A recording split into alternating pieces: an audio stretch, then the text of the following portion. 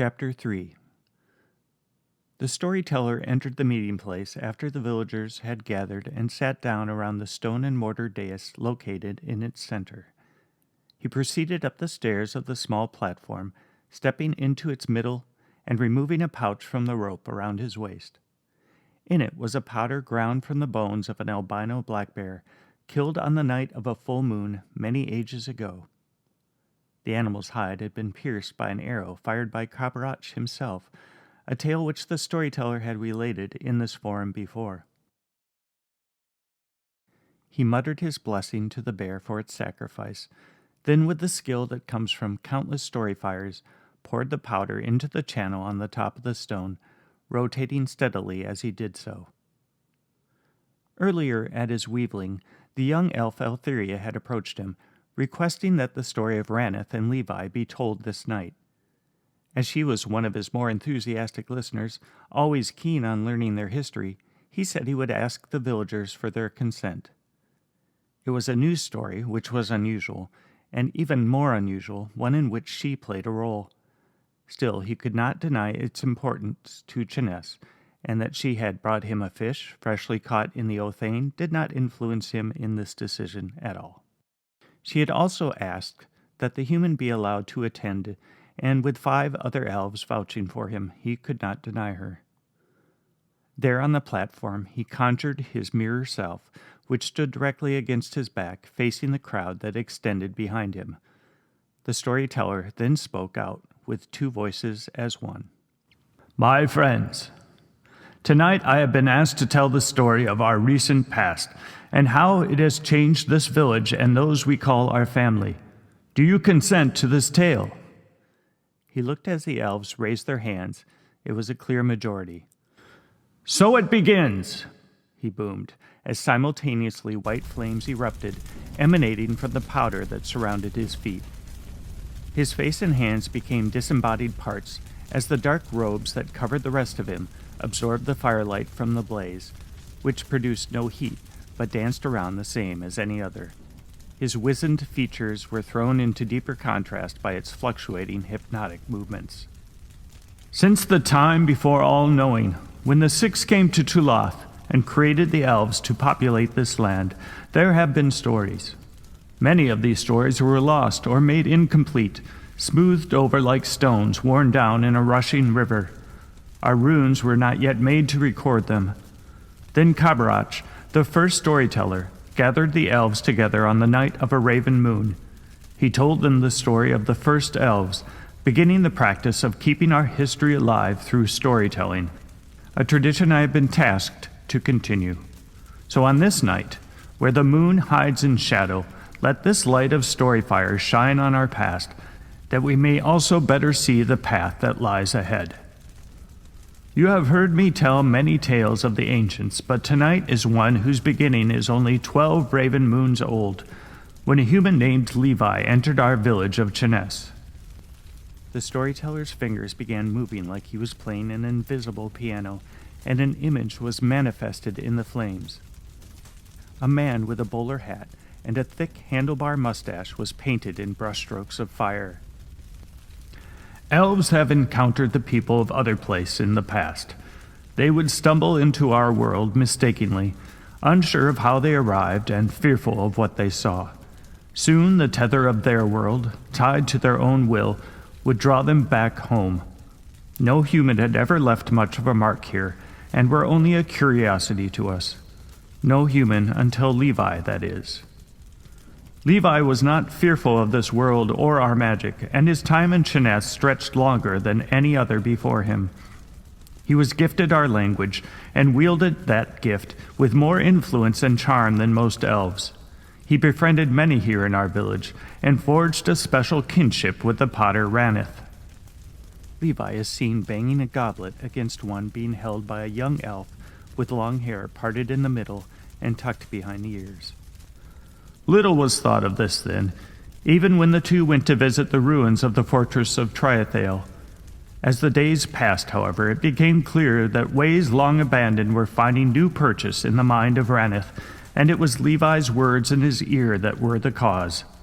His beliefs, brought from beyond our land, were like a poison leaching into the soil and spreading to the vulnerable in our village.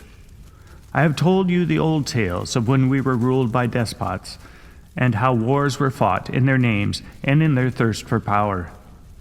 Now battles played out in the flickering fire, with elves and horses clashing on a field.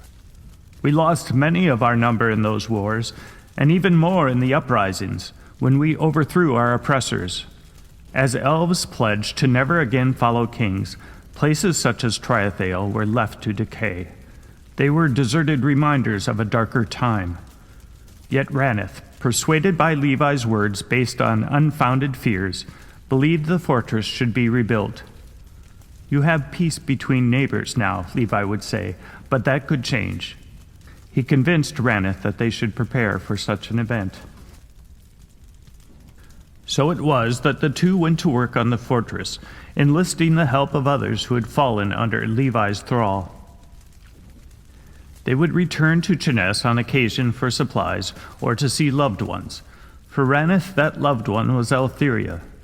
Her form appears in the fire and embraces Raneth's.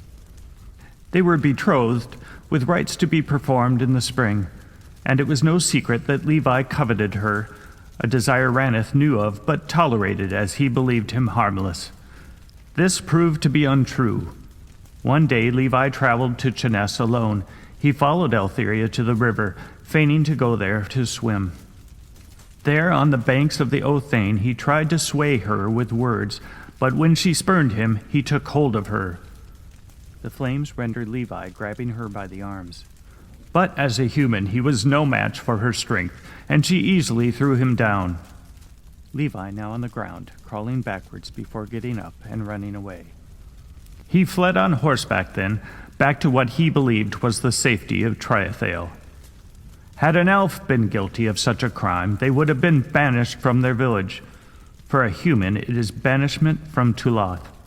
They would be brought to the island, the loon would perform the ritual, and the human would disappear from our world back into their own.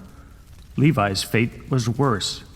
The day after Levi's return to Storyteller, a message was sent there from Chines of his attempted assault, and Raneth was enraged. Levi then disappeared. Raneth claimed no knowledge of his fate, saying that the human must have left, knowing he was no longer safe there either. A week later, Levi's body would be discovered, drowned in the caves below the fortress. A stone had been pushed to block the opening of the small water-filled pit, so it was no accident. Still, Raneth denied any part in his death. No tears would be shed for Levi, but there was still shock at this discovery, as no elf had killed a human in all the history of their coming here. With no consensus in Chines of what to do in the case of Raneth, he was left to continue his work on the fortress, which had become an obsession for him. Word had spread of the reconstruction of the Storyteller fortress, and elves from neighboring villages came to see it for themselves. Some were allowed in, others were turned away. It became evident that the determination for this was based simply on appearance. Lighter-skinned elves were added to Raneth's growing ranks, a distinction and practice foreign to all in Tulath. Eltherea traveled to Storyteller to confront Raneth on this strange behavior. He related Levi's belief that strength comes from surrounding one with, as he said, others that appear as oneself.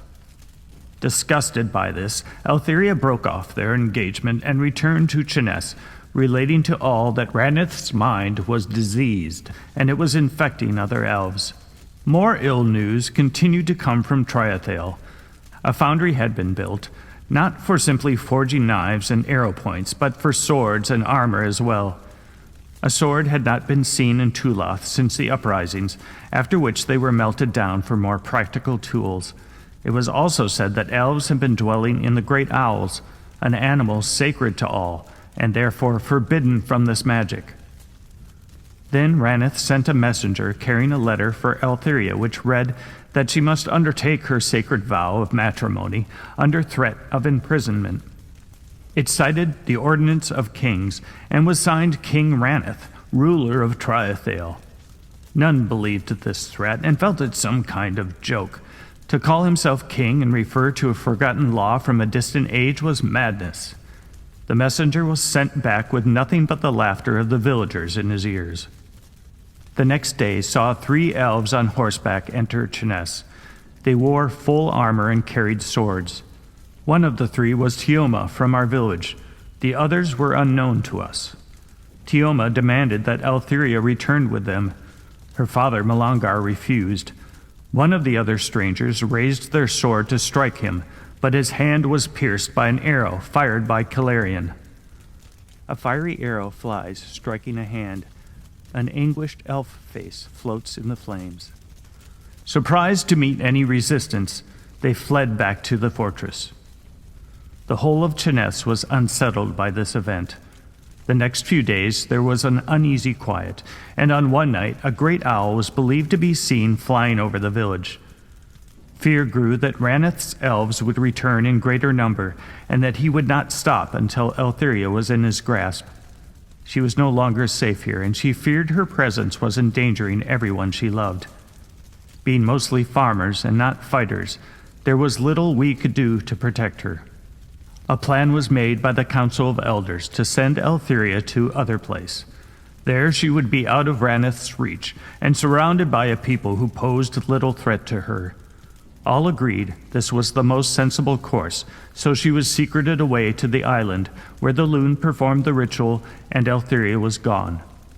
Word was to be sent to Raneth that she was no longer in Tuloth, but before that happened, Eltherea walked back into our village along with a human she had brought from other place. Here the storyteller paused for a long moment before continuing. The flames stopped moving, seemingly frozen in time. Now, my friends, this is an unusual story as the ending has yet to be written. And as I tell stories and not fortunes, it will remain without one. For now. There was a bright flash as the fire exploded, and then all was dark. Soon torches were lit, revealing that the storyteller was gone. The elves spoke quietly to one another, with a general sense of surprise at the abrupt ending, but also a feeling of import. They were, after all, living in the middle of the story, which had never happened before. These were indeed strange times. Paul and Eltherea, seated cross-legged on the ground next to each other, were silent as the others got up and made their way back to their homes. Finally, Eltherea spoke. "So, now you know," was all she said. "Yeah, that was a lot. I don't really know what to say." They sat there quietly for another minute before Paul said, "That Levi was a real piece of shit. I can see why people were reacting to me that way today." I don't think they were afraid of you. I mean, you're clearly no Levi. People know me well enough to know I wouldn't have brought someone dangerous into the village. Wary, probably, but not afraid." "That's good," he said, then suddenly remembering, "Holy shit, you had a fiancé?" "More or less, yeah. It's funny. I spent a year in Minneapolis trying to forget about all this," she said, waving her hand vaguely. "And now I'm back here as if it were yesterday because it basically was." Then she said after a moment, "Anyway, I don't want to talk about Raneth." Paul, changing the subject, asked, "So what happens tomorrow?" "Tomorrow we get you back home." "And you too, you mean? You're coming back with me, right?" Yes, of course," Ellie answered. Paul noticed hesitation in her voice, but went on pretending he hadn't, asking, "So who or what is the loon?" "An elf, an old elf, though no one knows how old for sure. She lives alone on an island, the island, as we say." "Loon doesn't seem like a nice thing to call someone."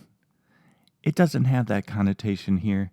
She's called that because she exists in 2 worlds, Tuloth and other place, just as the loon has mastery in both air and water," Eltherea continued. "You know, finding out what that means in your world annoyed me. It's such a cool bird, and they have that beautiful haunting call." "Like this?" Paul said, then cupped his hands together, brought the thumbs to his mouth and blew, while quickly flapping the fingers of his right hand up and down. His faux loon echoed throughout Chinese. Ellie looked at him with wide eyes. Not bad, she said. No, really, pretty impressive. It took me forever to do it, and I was using my throat and beak. It took Paul a second to understand what that meant, and then he started laughing. Suddenly, the absurdity of it, of all of it, hit him, and he couldn't stop. Tears were flowing down his face as the cathartic laughter took over his body. "What?" Ellie asked, and he did his best to explain between fits. "I was just picturing you as a loon, trying to make that sound, while the other loons are like, 'What the fuck is wrong with Gary?'" Ellie chuckled, then joined in with full-throated guffaws as they both ended up on their backs, their laughter filling the abandoned meeting place. When it finally subsided and they got their breaths back, Ellie reached for Paul's hand. "Thanks, I needed that," she said, turning to look into his eyes. "I need you too, you know. I'm glad to be here with you," she added. "I can't imagine what you're going through, though." "Me," Paul said. "After that story, I can't begin to comprehend your situation. That you even wanted to hang out with humans after that is crazy." "Luckily for me, turns out you're not all bad." "Well," she said, standing up, "we should get to bed. Big day tomorrow." She held out her hand and helped Paul up, and holding hands they walked back to the Weaveling as green lights fluttered around them in the darkness. The common room was dark, save for a few night lights. Probably magical flames or whatever, Paul figured. They got ready for bed, and as Paul hadn't done so for some days, Ellie showed him what they used for brushing their teeth, some kind of stick with a bristly end and a paste that was not entirely terrible tasting. Later, as Ellie lay next to Paul, she propped herself up on her elbows and, looking at him, said, "Paul, I'm guessing there are things you'd like to do. I hope you understand that not that I don't, it's just—" Paul cut her off. "I'm just happy to be next to you. That's all I want. Well, that and sleep, though I don't think I can." And pointing to his head, he added, "Too much going on in here. I don't suppose you can help with that?" "Well, Bellarania is asleep. I really don't want to bother her." "What about enthralling? Could you do that to me?" Paul asked hopefully. "I've only ever done it to an animal. As far as I know, no one has tried to enthrall a human. It doesn't work on elves." "Could you try, please?" "I haven't had any real sleep in days," he said, feeling desperate. "Okay, but if I do this and you fall asleep, only I or another elf can wake you up. That's how it works." "I trust you," he said. As Ellie put her hand to his face, he looked into her eyes and said, "And Ellie?" He paused, unsure of saying what was hovering there, demanding to come out. "Yes," she said. "I love you." Ellie smiled down sweetly at him, though her expression seemed a little sad, thought Paul. After a pause, she finally answered, "I love you too." Then Paul's mind shut off like a switch had been hit. "Paul!" Just like that, Paul was awake, but confused. It was still dark out. "What's happening?" he managed to say before Eltherea threw his clothes at him. "Get dressed. We have to leave now. Elves were seen approaching Chinese, a large group, Ranith's elves." He did his best to put on the foreign outfit in the dim light being provided by a floating flame. Together they hurried down the spiral stairs to where, on the ground, Eltherea's family were waiting. Beside them stood Sunset and another horse, gray in color. She looked at her family and said, "How is it I'm saying farewell again? I cannot leave you." "Go. There will be a day when all this is over, and we will send someone to other place to retrieve you," her mother said. "But time there—" "Time is what you don't have," said her father, and seeing the concern on her face said, "Do not worry about us. When they don't find you here, they will leave. All their efforts will be put towards searching, so you must hurry. Get to the island, go back to other place with Paul. You must get yourself to safety. Now, no time for long farewells. Ride, and don't look back." Eltherea gave them a quick embrace, buoyed with the secret knowledge that she would soon return. She then jumped up onto Sunset's back, while Malongar helped Paul up onto a horse named Phantom, telling him, "You will have no need to steer him. He'll follow Sunset's lead." They galloped off past the spread-out curated trees of Chinese and into the wild forest, following the path up the west hill, Sunset in the lead with Phantom following closely behind. When they were a mile away, just at the top of the hill, Eltherea saw a dark silhouette pass overhead. Behind her, she heard Phantom whinny. She looked back to see a great owl swoop down, causing the horse to rear up and throw Paul from his back. Meanwhile, the owl flew back up into the starry sky. Riderless, Phantom galloped back towards Chinese, while Eltherea turned Sunset around and galloped towards Paul's body. "Please, don't be dead." She jumped off the horse's back and approached Paul, relieved to see him moving, though struggling to breathe. "Why is he so fragile?" she thought, then reminded herself it's not his fault that he's human. Crouching down over him, she tried to get him to stand, but he protested, still struggling to catch his breath. Eltherea thought of dragging him into the woods when talons pierced her shoulders, and then she was airborne. Paul's mind was racing with nowhere to go. Ellie had disappeared, and he was alone in a forest, in a foreign land, at night. As he stood there petrified, he felt something nudge his back. He turned to find Sunset there, which provided some small comfort. Not entirely alone, he thought. He pet the horse as he considered his options, then realized there was only one. He was not getting on Sunset, though, so human and horse walked back to Chinese as the stars grew dimmer from the oncoming dawn. As he walked, he felt himself floating, detached from his physical form. His legs kept moving him forward. His hand felt Sunset's coat, but he was somewhere else. Somewhere dark. Somewhere terrifying. Ellie was the only thing that made him feel okay here, and now she was gone. She didn't run off, he was sure of that. But was she really going to come back to Minneapolis with me? He thought. I don't think she was. I think she meant to leave me there.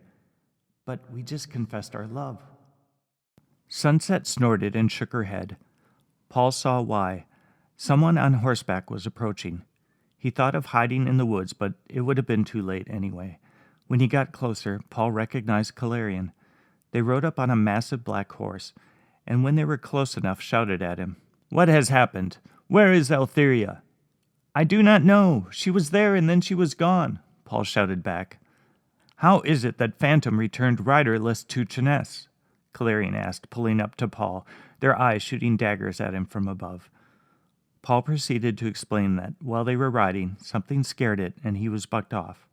"And you saw nothing?" "I had my eyes closed," Paul said with embarrassment. "Why, in the name of the six, would you do that as you galloped at full speed with danger at your heels?" Calarian asked incredulously. "I was afraid," Paul answered defensively. "I am not a skilled rider, and the horse was moving fine without my assistance." "So you saw nothing and heard nothing, and what of Eltherea? She disappeared into thin air, I suppose." "I am beginning to not believe your words, human," Calarian said through gritted teeth. Paul broke down and began sobbing. He tried to talk through his tears, more to himself than to Calarian. "She was right there. She was right in front of me. I was trying to get up, and then there was a gust of wind, and she was gone." Calarian looked down on Paul, then dismounted their horse and stood in front of him, grabbing his shoulders firmly. "You say there was no sound, but you felt a sudden wind?"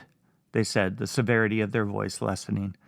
Then looking away in thought, they said, "That would explain why Phantom was scared, and why Ranith's elves never entered the village," their voice trailing off. Returning their attention to him, they stated, "All right, human, named Paul, I believe you. That also means I believe Eltherea has been captured and is likely now Ranith's prisoner at the fortress. His elves were just a means to flush out his quarry, expecting her to flee Chinese when their approach was known. We heard rumor that they were dwelling in great owls. It would seem to be true." They looked at Paul and, seeing his confusion, explained, "That wind you felt was from its wings. You heard nothing, as their flight is silent. They are large enough to carry off sheep or calves from their mothers. An elf dwell in this creature, however, and Eltherea was the prey. It would have flown her to Triathale, of that I am certain." Paul's heart sank at this news. How terrified she must have been, he thought. Our path forward is clear, Calarian continued. We must gather a group and travel to the fortress to free her. Let us return to Chines. There we can begin to enlist others and devise a plan. Paul stood there for a moment before saying, No, I cannot. I must continue to the island, which was our intended destination. Eltherea meant for me to return to other place. She knew I didn't belong here. I am sorry, he added, feeling ashamed of his cowardice. Calarian looked at him fiercely, their eyes narrowed. You surprise me, human. I thought you felt for Eltherea. She's in danger, and your answer is to flee? You are little better than Levi. That cut Paul to the quick, but he answered, What could I contribute to this cause? I have neither elven strength nor magical abilities. I possess no skills that would be of any use to you. I have been here a mere 3 days and have accomplished nothing but injuring myself. I can barely walk due to lack of sleep, Paul went on plaintively. Please understand, I just want to go home. They considered him for a moment and said, Perhaps you are right. This endeavor would require bravery, a thing you are clearly lacking. Return yourself to other place, human. Paul felt the sting of Calarian's words, but felt the fatigue in his mind and body more acutely. The appeal of being back in his dorm and his bed was all-consuming. How do I get to the island? He asked, realizing he had no idea of the way or the distance. Calarian sighed, then answered tersely, There is a road ahead that leads back to the river. Take the river path going upstream. You will pass the rock known as Famhair's Thumb. A few miles from that you will see the falls. Near them is the island. You should reach it around midday. They then got up on their horse and added, You will need to give the loon an offering. They reached into a pouch at their side and handed Paul some form of dried meat. Thank you, Paul said, tucking it under his pant-waist. Calarian, I know you will save Eltherea. When you do, tell her to find me another place. Calarian said nothing to this, instead said, Come, Sunset, and turned their horse to return to the village. Sunset, however, did not move. Sunset, they repeated. The horse remained by Paul. Considering this scene, Calarian finally said to Paul, It seems you still have a friend here in Tulath. Without another word, they turned and sped off. Paul watched them ride away, then looked at Sunset and pet her mane. You should go, he told the horse, and then walked away, starting up the path to the Othane River. As he did, he heard the horse following behind, so he went back and said, Okay, come on then. The two unexpected companions moved through the forest side by side as the morning sun cast long shadows across their path. It was a few miles, Paul couldn't be certain how far, before he had to stop to sit and rest. He had no food save for the loon offering, but thankfully they did pass a small stream, which he and Sunset drank from, so at least he wasn't going to die from dehydration. He just wanted to crawl off the path and sleep in the shade, but knew he had to get to the island as fast as possible. Ellie had spent a year in Minneapolis, which was apparently the equivalent to a day or so here, so Paul assumed it could be as long as 3 years that had passed there since he had left. Given that, he couldn't even imagine what his return would be like, so he didn't try. Instead, he began interrogating himself over his decision to leave. Should he have stayed? And done what, exactly? Did he really believe there was nothing he could have done to help Eltherea? Was he being cowardly? Or was he just hurt, knowing that she didn't plan to come back with him? If she loved him, as she said, why would she leave him? Did he love her? They'd only just met, after all. We aren't even the same species, for fuck's sake, he realized. As he sat there, he felt what he thought was Sunset's muzzle push on his back, but Sunset was there in front of him. Suddenly, Paul was being encircled by something that began crushing his torso. He was unable to move, his arms pinned as the weight of this thing kept him on the ground. He stared in horror as a face rose into view. It had the look of a snake, but in place of scales was a coat of short green fur. It gave him a toothy smile and started constricting tighter. Paul was unable to breathe and felt sure his ribs were going to cave. Then, just as suddenly, it released its grip, and Paul scampered off on his hands and knees to get away. He turned to see Sunset stomping on the thing, its form twisting and undulating, trying to escape the onslaught of hooves. Squeals echoed through the forest as Paul sat there watching in terror until finally it fell silent. The horse, after a couple more poundings for safe measure, ambled over and brought her head down next to Paul's. He intuited that Sunset was checking to see if he was okay. "Thank you, Sunset. You saved my life," Paul said, and put his hand on the horse's neck as she rose, helping him to his feet. He looked down on the bloody mess. The animal looked like a giant snake covered in a mottled green fur. "So that's a squeezer, I'm guessing." He turned to Sunset, saying, "I don't know why you're helping me," before falling back to the ground in exhaustion. "I can't go on," Paul thought. "I may as well just die here." Then, to Paul's amazement, Sunset kneeled her front legs down next to him. Paul understood, and gripping her mane and managing to get a leg over, he held on as this amazing animal rose up. The horse then continued down the road through the forest, with Paul on her back, slumped forward, his arms clasped around her neck. Paul was in and out of consciousness for much of the remaining journey. At one point they seemed to be off the path, in the thick of the trees, while another horse, pulling a cart, went by, unless he had imagined that. Paul felt delirious. Any time he began drifting to sleep, his body jolted awake to keep him from falling off Sunset's back. In a brief moment of lucidity, he saw the rock outcropping Calarian had referred to, and realized that was the place that had been the Witch's Hat Tower. It also meant this path they were on would have led him back to Pioneer Hall, if only he were in Minneapolis. Then darkness overtook his mind, and he fell from Sunset's back and rolled down the shallow gorge, his body coming to rest by the river's edge. Lying there, barely aware of what had happened, he closed his eyes and finally fell into a deep sleep.